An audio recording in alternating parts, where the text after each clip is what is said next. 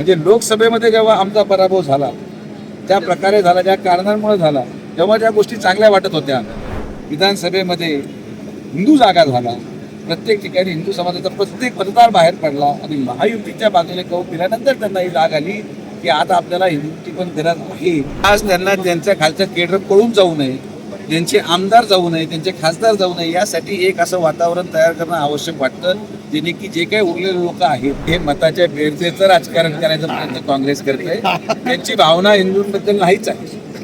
पण संगमनेरमध्ये झालेला पराभव, किंबहुना इतर ठिकाणी झालेला पराभव, म्हणजे लोकसभेमध्ये जेव्हा आमचा पराभव झाला, त्या प्रकारे झाला, ज्या कारणांमुळे झाला, तेव्हा ज्या गोष्टी चांगल्या वाटत होत्या. पण लोकसभेमध्ये झालेल्या प्रकारानंतर जो आज विधानसभेमध्ये हिंदू जागा झाला, प्रत्येक ठिकाणी हिंदू समाजाचा प्रत्येक मतदार बाहेर पडला आणि महायुतीच्या बाजूने कौल दिल्यानंतर त्यांना ही जाग आली की आता आपल्याला हिंदूची पण गरज आहे, ही भावना त्यांच्यामध्ये निर्माण झाली. पण त्यांचे डोळे उशिरा उघडले.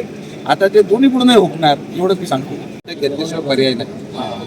विरोधकाची संख्या मोठी असते तर कदाचित ते सभा घेतली असते. शेवटी आज त्यांना त्यांच्या खालचं केडर पळून जाऊ नये, त्यांचे आमदार जाऊ नये, त्यांचे खासदार जाऊ नये, यासाठी एक असं वातावरण तयार करणं आवश्यक वाटतं, जेणे की जे काही उरलेले लोक आहेत ते तरी बरोबर राहावेत. हा सगळा एक त्याला म्हणतो लढीचा डाव आहे. यावर अनेक आमचे नेते बोललेले आहेत. ईव्हीएमवर शंका घेणं, आता आम्ही स्वतः काउंटिंग उभं होतो. त्या काउंटिंगमध्ये जिथं जिथं आम्हाला अपेक्षित होतं, जिथं मतदान पडलं, जिथं अपेक्षा होती तिथं मतदान नाही पडलं.